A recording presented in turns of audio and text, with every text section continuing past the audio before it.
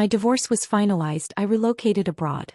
My ex-husband swiftly married his mistress. At their wedding, a guest's words made him snap. And right after, he phoned me. You know that gut-wrenching feeling when you're forced to say goodbye not just to a person but to an entire life you built together? What if that final farewell dinner became the stage for a shocking twist, one that made you question everything you thought you knew about love, betrayal, and ultimate comeuppance? 8 years ago at that very corner table, my husband Ethan had proposed to me.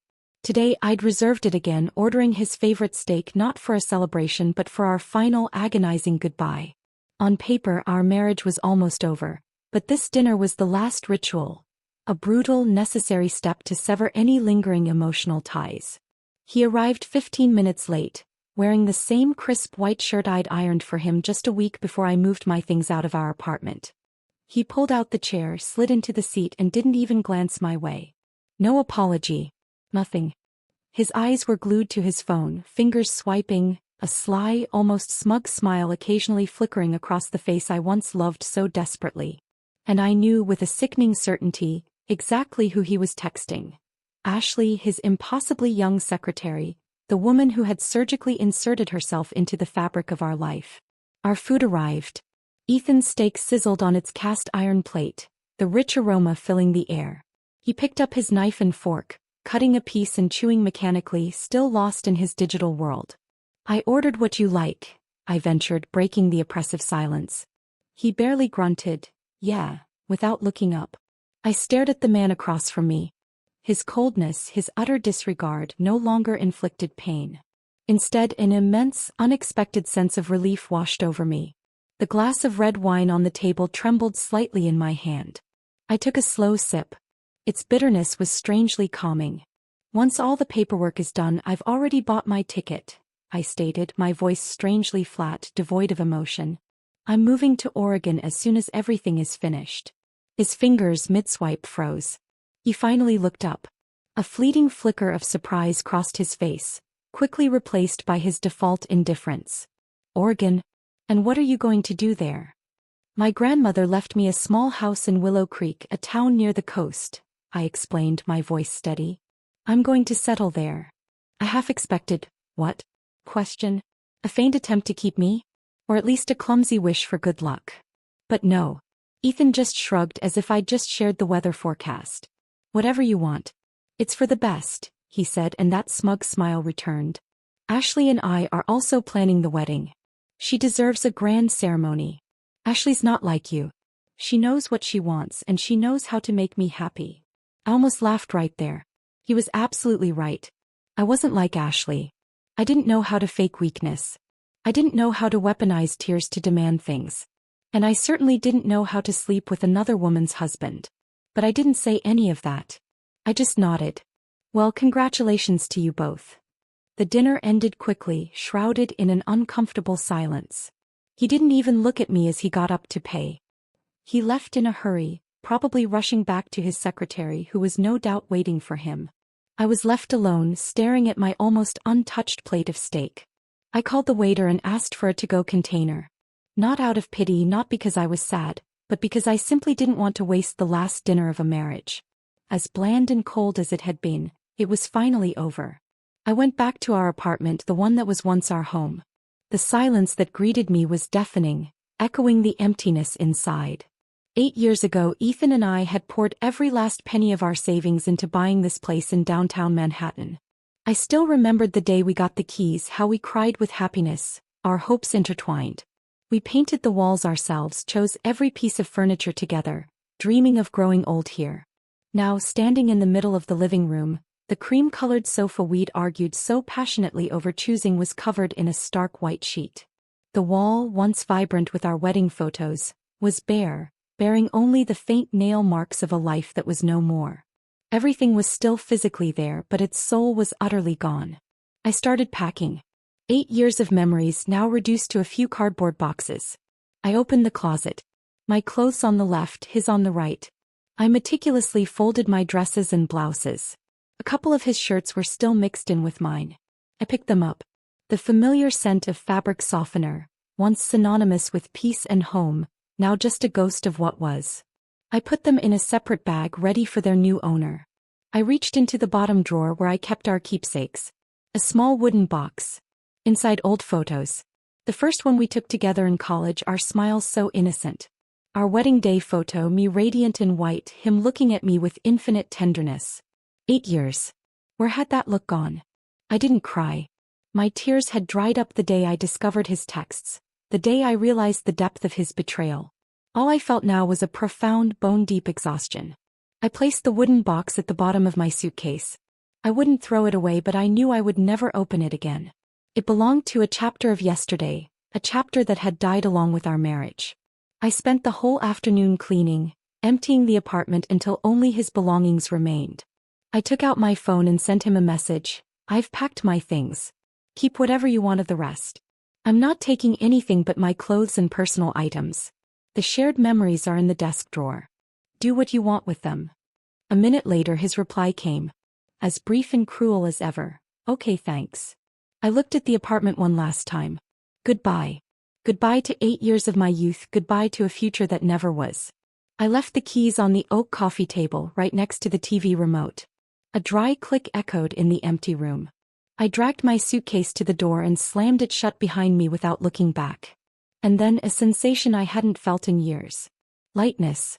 As if a crushing weight had been lifted from my shoulders. Freedom. I was finally free. The day at the courthouse, the sky over New York was neither rainy nor sunny. The air was humid and dense, much like my mood had been for months. But today my heart was strangely calm, a quiet sea after a brutal storm. I wore a simple beige dress, light makeup. I didn't want to look like a victim on my last day as a wife. Ethan was there too.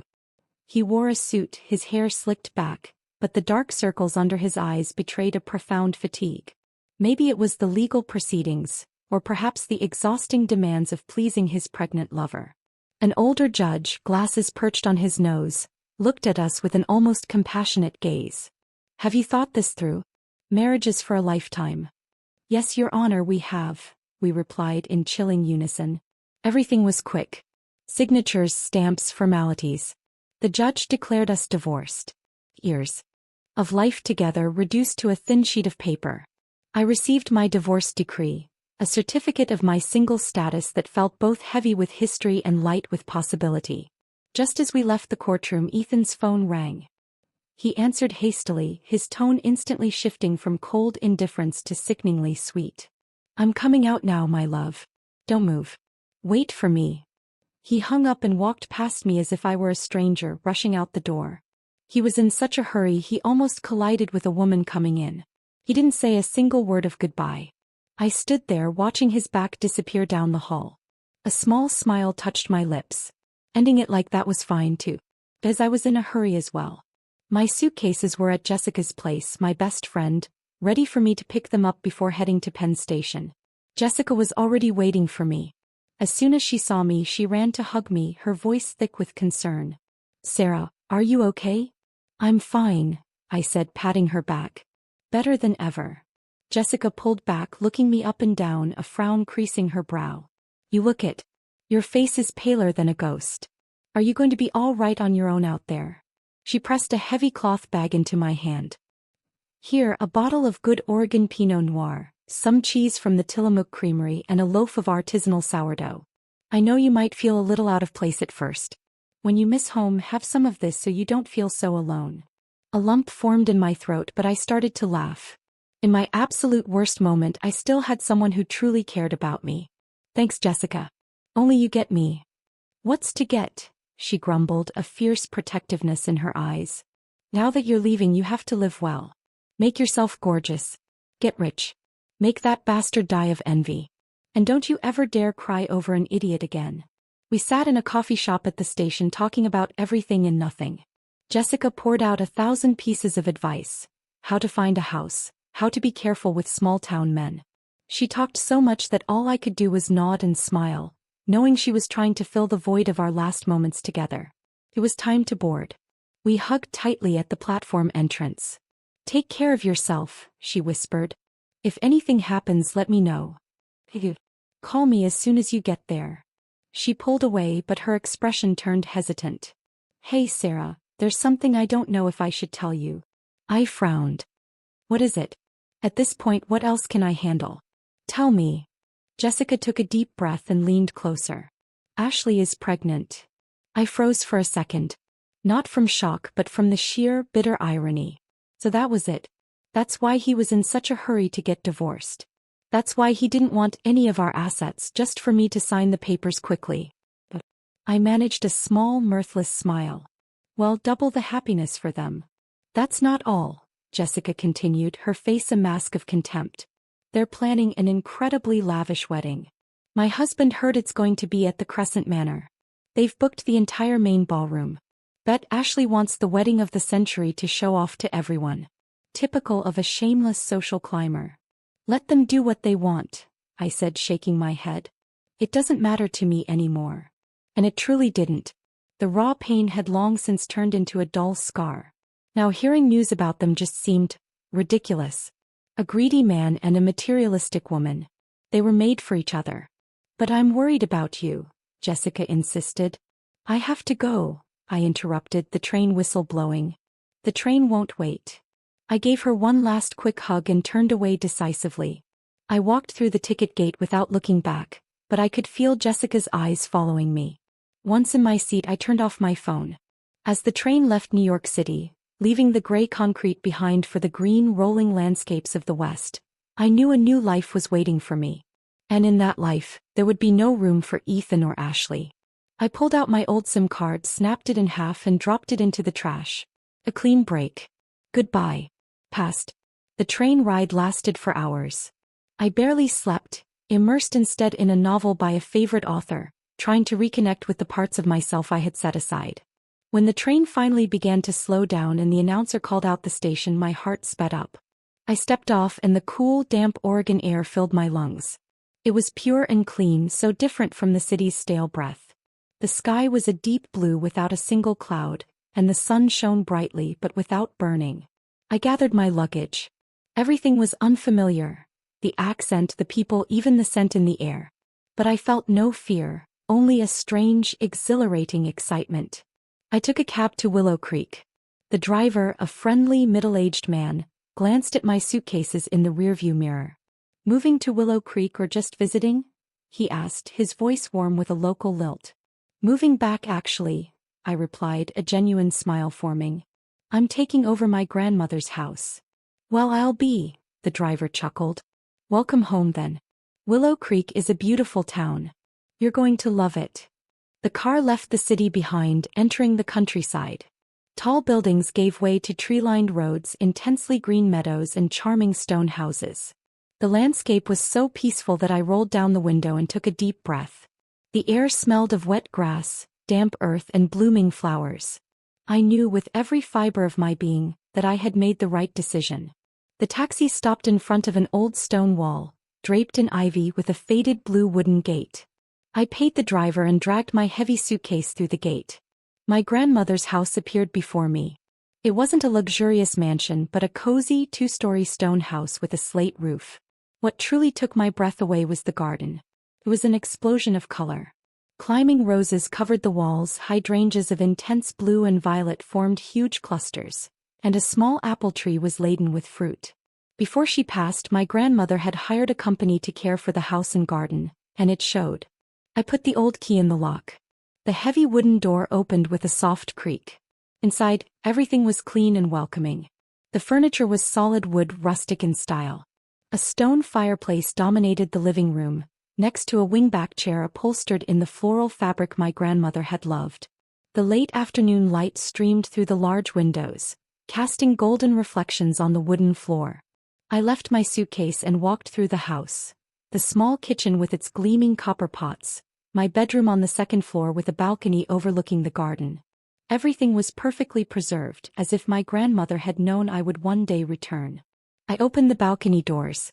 The autumn breeze carried the sweet scent of roses. I stood there, eyes closed. All the sorrow and pain of my old marriage seemed to vanish with that breeze. I was no longer Sarah, the betrayed wife. I was Sarah, my grandmother's granddaughter, the owner of this house. I was home. After a week of rest and getting my life in order, I started looking for a job. I had a master's degree in interior design and some experience from New York, but I didn't want to be in a big city. I wanted a quiet life, no rush, no competition. I prepared my resume and started sending it to small design studios in the area. Luck smiled on me sooner than I expected. 3 days later, I received an email for an interview at Stone and Timber Design, a small but reputable studio right in Willow Creek. I prepared nervously, choosing an elegant pantsuit and reviewing professional terminology. The studio was tucked away on a hidden alley framed by vibrant bougainvillea. Michael, the owner, interviewed me.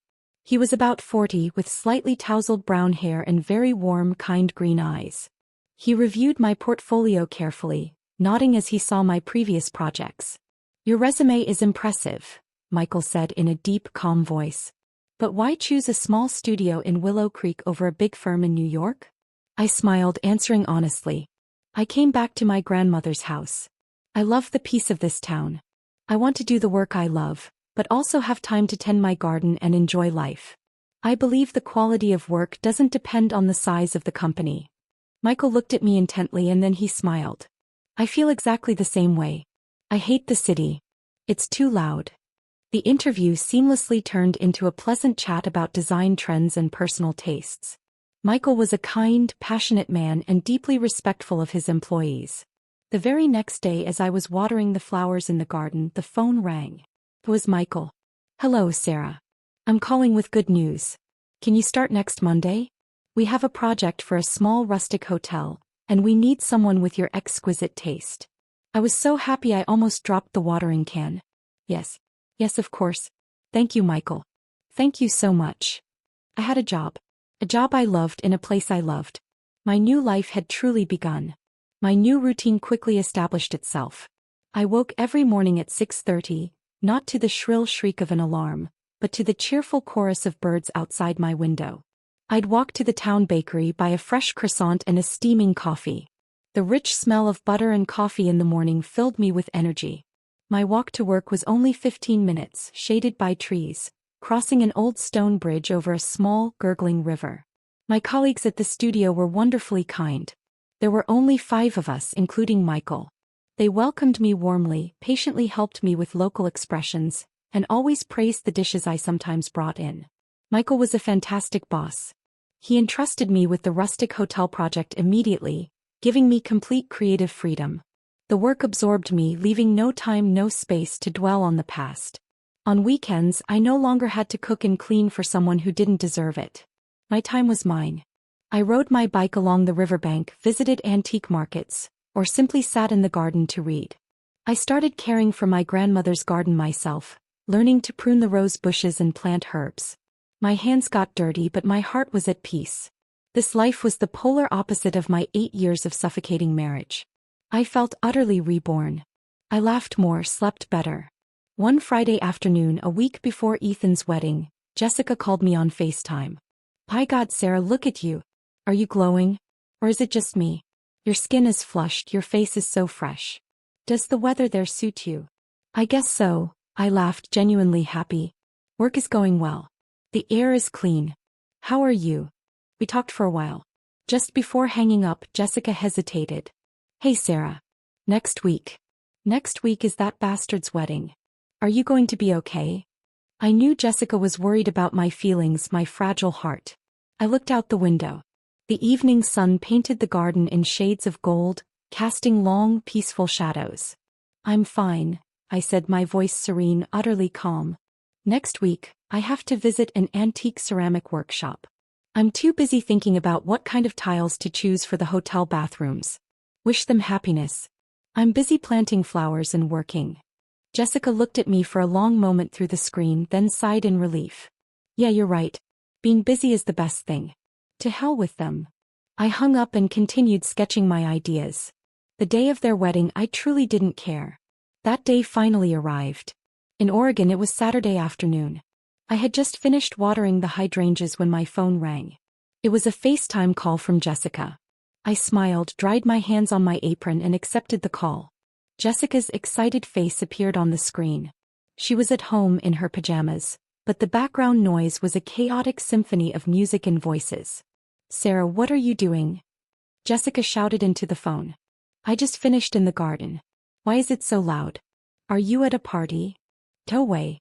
My husband is. Jessica rolled her eyes and lowered her voice conspiratorially. He's at that bastard Ethan's wedding with that tramp, and I forced him to livestream the whole thing for me so you can get the scoop and have your revenge. With that, Jessica pointed her phone's camera at her husband's phone screen. I didn't really need to see. Jessica's shrill voice was more than enough. Oh my God, Sarah, what a waste of money. My husband says they've booked the largest ballroom at the Crescent Manor. Red carpet from the entrance, imported flowers everywhere. They even hired a symphony orchestra. It's insane. And oh, my husband sent me a picture. Jessica angled the screen to show me a blurry image. That's Ashley's dress. They say it's a designer gown with Swarovski crystals, valued at tens of thousands of dollars. And she's even wearing a tiara, like some fairy tale princess. And to top it off, she won't stop stroking her belly while greeting the guests, to make sure everyone knows what a shameless woman she is. I shrugged, a faint smile playing on my lips. And Ethan? He's bursting with pride. Jessica continued indignantly. With his white suit hair full of gel. He's walking arm in arm with her like they're the king and queen of the world. My husband says he has such an arrogant look on his face as if he's conquered the universe. He probably thinks he's the smartest man alive for marrying a young woman who's going to give him an heir. What a bunch of idiots showing off for the cameras. I listened to Jessica's complaints and honestly I just wanted to laugh. I looked at my own garden where the red roses were in full, glorious bloom. I took a deep breath. The air here was so pure. Hey Jessica, I interrupted gently. Tell me what you're making for dinner tonight. Jessica went quiet. I'm giving you the gossip of the year and you're asking me about dinner? It's just that, their story isn't interesting anymore. I smiled faintly. Let them show off. Let them think they're the best. That's their problem. I have to put a chicken in the oven now. Michael and the team from the studio are coming over for dinner. Jessica stared at me through the screen and then suddenly she burst out laughing. Oh Sarah. Sarah, you've reached enlightenment. You're right. Why worry about those people? Go roast your chicken and I hope it's delicious. If there are any updates, I'll call you with the next chapter. We hung up. I took off my apron, washed my hands and started preparing dinner. Their laughter, their luxury, all of that was a world away. And I realized for the first time in 8 years that I didn't feel a shred of jealousy or pain. They just seemed like strangers and my life was now truly my own. I thought the story of the wedding would end with Jessica's call. I had a wonderful evening with Michael and my colleagues. We drank wine, ate roast chicken with herbs, and had a lively discussion about the hotel project. The work was progressing beautifully and Michael kept praising my ideas. But the next morning, just after I woke up as I was making coffee and stepping out onto the balcony to breathe the fresh air, the phone rang again. It was Jessica. At that hour, it was already mid-afternoon in New York. I was a little surprised. What's up? Another live stream. I joked as I sipped my coffee. But Jessica's voice on the other end wasn't like yesterday's. It wasn't indignant. It was filled with a boundless euphoria as if she'd won the lottery. Sarah, are you sitting or standing? Her voice was a shriek. I'm standing. Why are you so happy? Sit down right now. Sit down because I'm about to tell you something that will knock you off your feet. The greatest drama in history has just begun.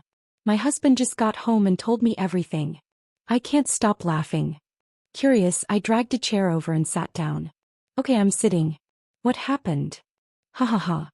Jessica let out a long, breathless laugh. It turns out there was an unexpected guest at the wedding yesterday. Guess who? I frowned. How would I know? Your Uncle Lou? Your grandmother's friend. I almost choked on my coffee. Uncle Lou? What was he doing there? He doesn't even know Ethan. That's the beauty of it. Jessica exclaimed, her voice full of melodramatic glee. It turns out Ethan's father did a small business deal with your Uncle Lou years ago, and they still have a friendly relationship.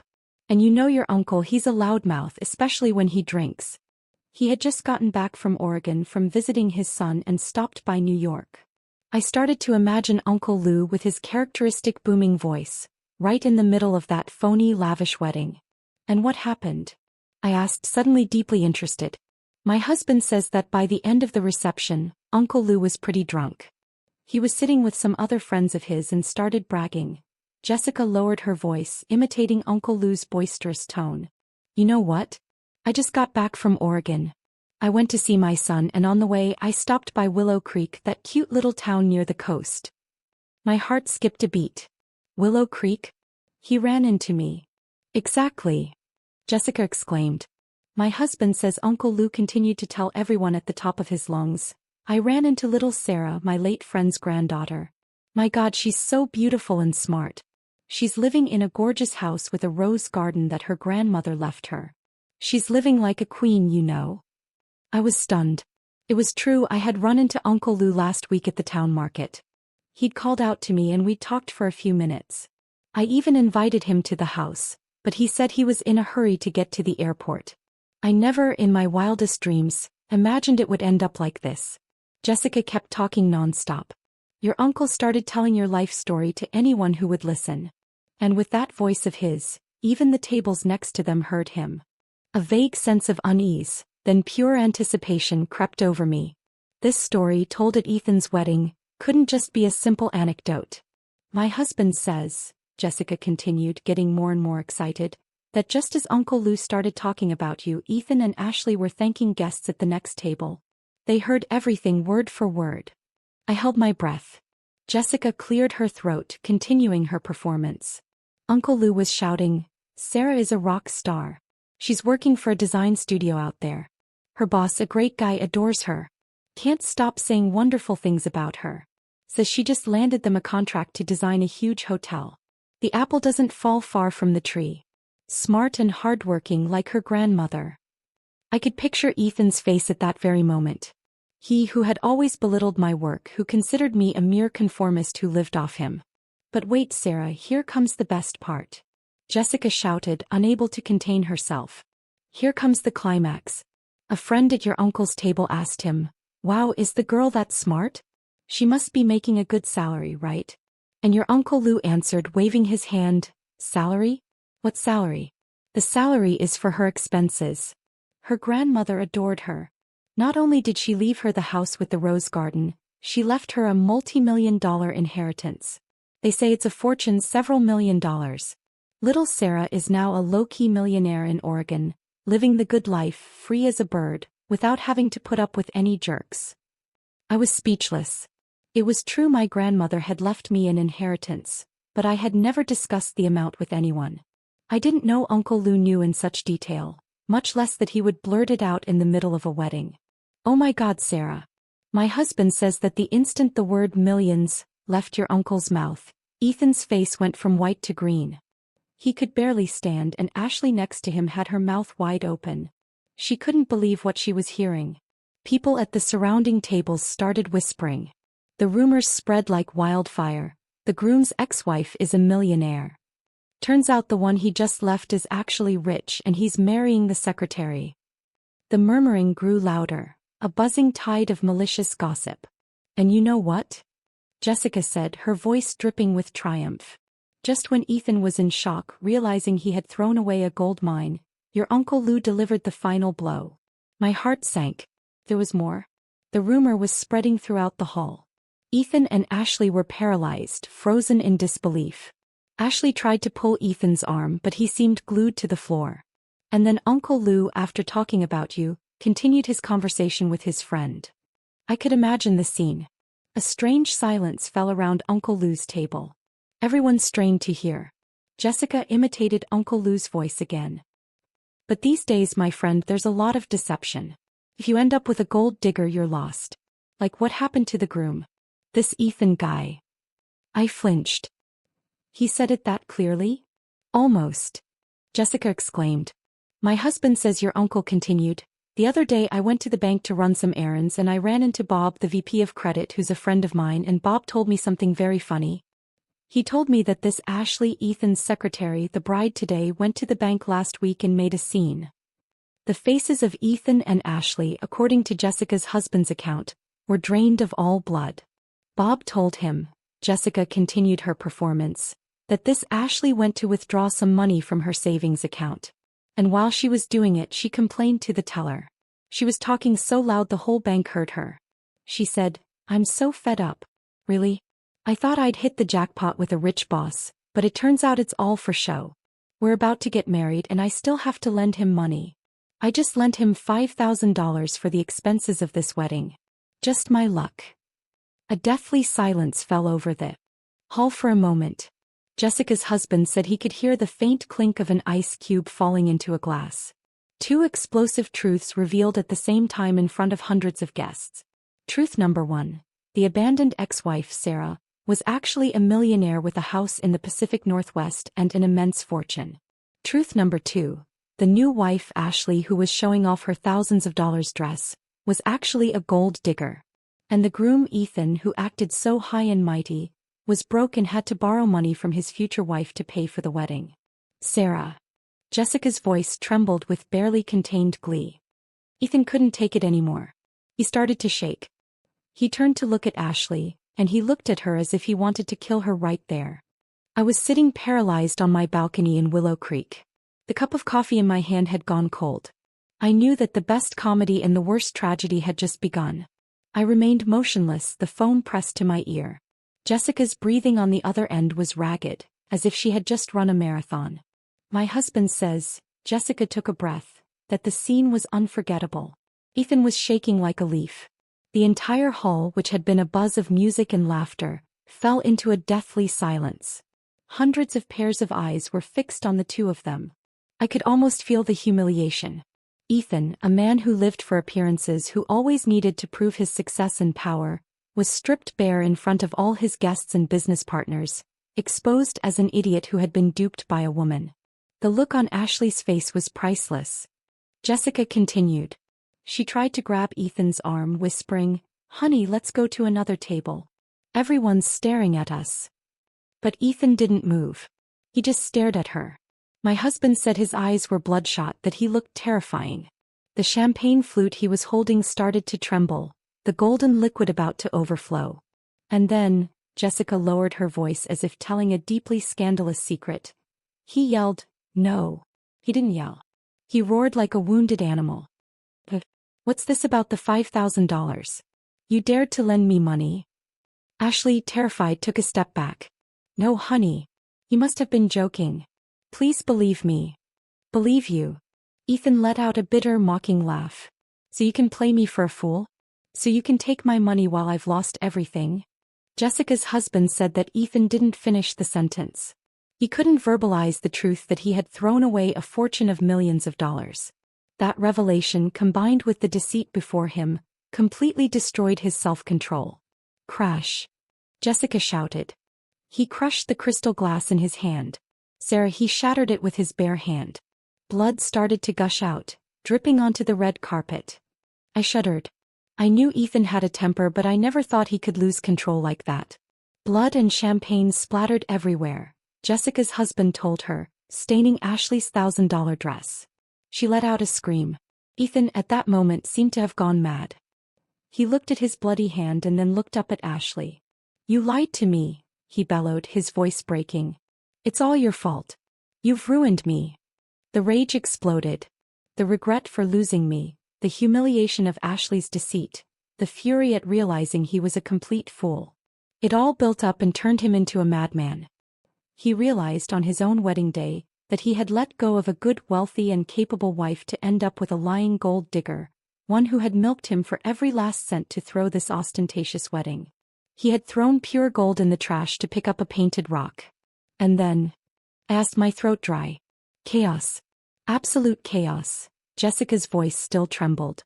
After yelling, "You've ruined me," he started destroying everything. Destroying everything at his own wedding. "My husband says yes," Jessica replied hastily. He swung his arm and swept the tower of champagne glasses off a nearby table. The sound of shattering glass was deafening. He flipped over an entire table full of food, lobsters, seafood. Everything went on the floor. The guests were screaming and backing away in fear. And his parents were white as sheets. They ran towards him. His father tried to hug him. "What are you doing? Stop it, please. This is an embarrassment." But he pushed his own father away. He was like an animal out of control. He pointed at Ashley, who was paralyzed and trembling in her white dress, now stained with wine and sauce. "And what about the pregnancy? Did you lie to me about that too?" he yelled. The shout echoed through the hall. That question was the spark that lit the fuse. People started whispering louder. Oh my God, the pregnancy is fake too. No wonder she was touching her belly so much. It was all an act. What a terrifying woman. Ashley, cornered, reacted. There was no trace of her fake sweetness left.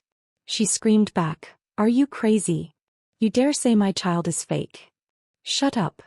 Ethan swatted her away with the back of his hand. The push was so strong that Ashley, in her high heels, lost her balance and fell backward. "Oh." Jessica gasped. "My husband says she fell and hit her stomach on the corner of a decorative table." I held my breath. Even though I didn't like her, a child was innocent. Did something happen to her? Ashley clutched her stomach, pale as wax, screaming in pain. Seeing her, Ethan stopped for a second, probably scared. But just then, Jessica paused for breath. Bob, the bank VP that Uncle Lou had mentioned, who was there as a partner of Ethan's company, came over when he saw the commotion. And what did Bob say? Probably to get on Uncle Lou's good side, he spoke up loudly. Jessica continued, "Mr. Stone, calm down. It's true that Miss Miller was complaining at the bank. I myself heard her say you were short on cash and that she had to lend you $5,000. I even have a copy of the bank statement right here." Jessica's husband said that after that statement, the hall erupted. Confirmation from a bank employee right there. Nothing could be more credible. It was the last straw. Ethan had nothing left to lose. His career, his pride, his love, his money. It had all been shattered in one night. He let out one last roar, Jessica said, and flipped the head table where the 7-tier wedding cake was. Frosting flew everywhere. "Everyone get out of here. The wedding is over." The terrified guests stampeded for the exit. They weren't just leaving. They were pulling out their phones to take pictures and videos. A wedding of the century, just as Ashley wanted, but a century of disaster. "My husband ran out too," Jessica concluded. "He told me that as he was leaving, you could still hear Ethan breaking things and Ashley crying and cursing. Circus. A pathetic circus. Karma is swift, Sarah." I hung up, my soul in turmoil. I went out onto the balcony and watched the roses sleeping under the night dew of Willow Creek. I thought I would be happy to know they had gotten what they deserved, but I wasn't. I just felt a deep weariness and disgust. A life built on greed and lies had self-destructed in an instant. I slept poorly. The chaotic images of the wedding replayed in my head. The next morning I woke up with dark circles under my eyes. I decided not to listen to any more news from Jessica. Their story for me was over. I needed to focus on my own life. I spent all of Sunday sketching. Work helped me forget the disaster in New York. But at night when I turned off the computer, my phone buzzed. It was Jessica. I sighed, thinking about not answering, but the ringing was insistent. "What now, Jessica? I'm tired. I don't want to know anymore." Wait. Jessica's voice was pure excitement again. "Just this once. It's the finale of yesterday's episode. I promise that after this, you'll sleep like a baby." "Fine," I grumbled. "Listen," she insisted. "My husband just told me. He said that when he went down to the parking garage to get the car, he witnessed a scene even better than the one in the ballroom." I gave in. "Okay, 5 minutes." My husband saw Ethan and Ashley screaming at each other in the parking garage. Jessica said. Her parents were next to them, looking like they were at a funeral, trying to get her to leave. "She didn't go to the hospital?" I was surprised. "After that fall?" "Not a chance." Jessica laughed scornfully. "It was all an act. My husband hid behind a pillar and heard everything. Ashley wasn't pretending to be a sweet victim anymore. She was standing with her hands on her hips, screaming in Ethan's face." Jessica cleared her throat, imitating Ashley. "You're insane. You've embarrassed me in front of everyone. You ruined my wedding." Ethan, with his hand wrapped in a handkerchief, blood seeping through the fabric, yelled back. Jessica continued, "You're the one who ruined me. You're a liar. You've been stealing from me." And then Ashley started to laugh, Jessica said with contempt. A laugh that made my husband's skin crawl. "Steal from you? Do you even have money to be stolen from? Who paid for this wedding, huh? Tell me. My $5,000 wasn't even enough to get started. And my parents had to mortgage their house to pay for this sham so you could look good, you useless man. You're useless." I was frozen. So Ethan had not only borrowed money from her, but had also squeezed her parents dry. He had sunk too deep into the mire of his own ego. My husband says, Jessica continued, that when Ethan heard that he was speechless. He didn't expect her to throw it in his face so directly. The battle in the parking garage with no audience or cameras was where their true natures came out. There was no love left, only money, lies, and hatred. Ashley's parents, seeing their daughter had let the cat out of the bag, tried to cover her mouth. Honey, please be quiet. Let's go home. Jessica went on. But she couldn't stop. She pushed her parents away and pointed at Ethan. I'll tell you one thing. I married you for your money, for your director position, and for this wedding, and now you've destroyed everything. Ethan, recovering from the shock, gritted his teeth. You dare. And then, Jessica lowered her voice, Ashley launched her final attack. She put her hand on her stomach, but this time not with pride, but as a threat. And she said, Jessica whispered, listen to me carefully. This child is yours. Do you want it to live or die? Put the downtown apartment in my name right now and give me $500,000 in cash. If you don't, I'm getting an abortion tomorrow, and then I'm going to your company and telling all your partners what kind of man you are. My blood ran cold. Using her own child to blackmail him. It was too cruel. And what did Ethan do? I asked. My husband says. Ethan stood still for a moment and then started to laugh. A laugh even more terrifying than his screams. He laughed hysterically. When he stopped, he looked at Ashley and roared, keep dreaming. He pulled out his keys, ran to his car, and even though Ashley tried to block his way, he sped off, almost hitting her, leaving her and her parents alone in the parking garage amidst the wreckage of a luxury wedding. My husband ran off too. He didn't want to get caught in the crossfire. We were silent for a moment. Jessica, I have a doubt about the pregnancy. I suspect it too, she interrupted.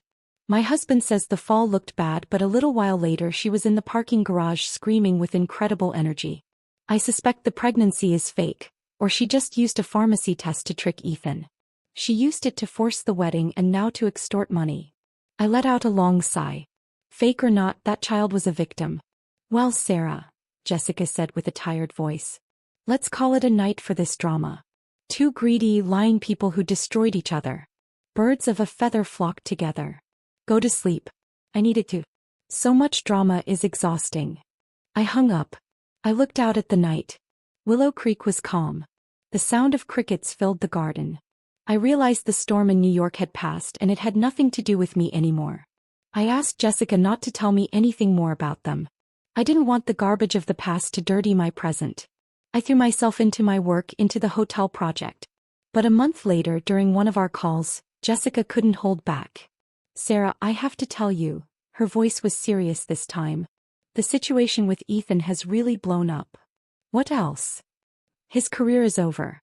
My husband says that after the scandal, the videos of him trashing the wedding and screaming at Ashley went viral. Even though they were taken down quickly, all his important partners saw them. And what did they do? Cancel contracts en masse. His most important partner, a Japanese group, sent him a letter immediately terminating their collaboration. They said they couldn't work with someone of questionable morality, who can't control his emotions, and who treats his family so cruelly. I remained silent. It was inevitable. For a businessman, reputation is more important than money. When he lost the big contract, the company went under, Jessica continued. The key employees, the good ones who worked with you, left in a group. They said they couldn't work for a crazy boss who also owed them money. They left and took the clients with them so quickly. I was surprised. Yes, now he's desperate. My husband says he spends his nights taking small clients out to dinner, trying to salvage what's left. He's drinking so much that last week he was admitted to the ER for a stomach hemorrhage. He was there for 2 days and then escaped to keep drinking, but it's useless. No one wants to board a sinking ship with a captain with that kind of reputation. I shook my head. The career Ethan was so proud of, the one he used to humiliate me, was crumbling because of his ego and bad decisions. I'm going to hang up, Jessica, I said. I have a meeting with Michael.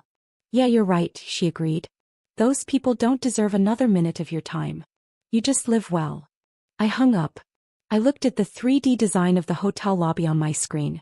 I had chosen a rustic and cozy style with local ceramics and oak wood. I felt proud of my work. It was real. It created value, unlike Ethan's House of Cards career. Several months passed. I finished the hotel design and began supervising the construction. The work was intense but exciting. One night Jessica called. Her voice sounded strange, almost compassionate. "Sarah, today my husband saw Ethan." "Where?" "Not at a bar," she said softly. "At a street market in the afternoon. My husband went to buy a few things and saw a thin man, looking like a homeless person, hastily eating a sandwich in a corner. He was curious, took a closer look and realized it was Ethan. Thin and looking homeless? Is he that bad?" My husband was stunned. He says Ethan was skeletal with several days' worth of beard, dirty hair and wrinkled, stained clothes. He was eating the sandwich anxiously, looking around fearfully. He looks 10 years older. His company is completely bankrupt. He's drowning in debt. Do you know where he got the money for the wedding? From loan sharks. He thought he would pay it back with Ashley's parents' money or with new contracts, but everything fell apart. Now the loan sharks are after him in our apartment. He mortgaged it for the wedding. The bank has already foreclosed and auctioned it off. My husband says he's living in hiding, that he doesn't dare go to his parents' house so as not to involve them. He's sleeping on the couch of his friend who's sealed off his own apartment. Last week, some thugs found him and beat him up in front of the building. Hearing that, I no longer felt satisfaction, only a bitter sadness. After all, he was the man I had loved for 8 years. My husband hesitated, Jessica said. He was going to approach him, but Ethan realized he was being watched. Got scared, threw down his sandwich and ran off like a true fugitive. And Ashley. After the scandal, the pregnancy turned out to be fake. Just as we suspected, no one wants to hire her. Her parents, ashamed, sold their house to pay off the wedding debts and took her with them. They say they're having a very hard time. The two people who had reveled in my pain were paying a very high price for their greed. Life is fair sometimes. I hung up, my heart heavy, but that sadness was fleeting. I looked at my garden, where the lavender bloomed in a sea of violet. I took a deep breath. Their life, as tragic as it was no longer mine. A week later, I presented the final hotel project to the investor, a very demanding Swiss man. I had prepared everything in detail. When I finished, the investor, who according to Michael never smiled, stood up and applauded. "Marvelous, Miss Hayes," he said with genuine admiration. "This is exactly the soul I was looking for. You have done an excellent job." Michael beside me smiled proudly. The project was approved without a single change. Back at the studio, Michael told me, "Sarah, you've amazed me. The client is delighted. He's going to recommend us for a much larger resort in Provence. It was a team effort, Michael, but the vision was yours. To celebrate, the company has decided to give you a 30% raise effective this month, and you deserve a week of paid vacation. Go wherever you want and recharge because the Provence project is waiting for you." I was so happy I wanted to jump right in the middle of the street. A raise, a vacation, and most importantly, my work was recognized. I realized that by leaving Ethan, I hadn't lost anything. I had found myself and so much more. I decided to use my vacation to travel down the California coast. I rented a small car and drove on back roads, staying in rustic inns, eating goat cheese and toast with olive oil. I met new people. We talked about wine, art, and the sheer beauty of life. I realized my value wasn't in being someone's wife or in the money I had, but in my independence, in my ability to create my own happiness. When I returned to Willow Creek, my garden was even more beautiful. I signed up for advanced French classes and a pottery workshop. I wanted to keep learning. One afternoon, while reading in the garden, Jessica called. We talked often, but only about my life, her work, her kids. We never mentioned Ethan or Ashley again. They had disappeared from my life like a nightmare that fades at dawn. I watched the sun dance on the leaves. I understood that those 8 years of marriage, though painful, had taught me a profound lesson. And the divorce wasn't an end. It was a beginning. The door to a new path, a path filled with sunshine. I smiled. I knew my future on that path would only get better. What do you think? Have you ever felt that profound sense of release and empowerment after a difficult ending? I'd love to hear your thoughts in the comments below.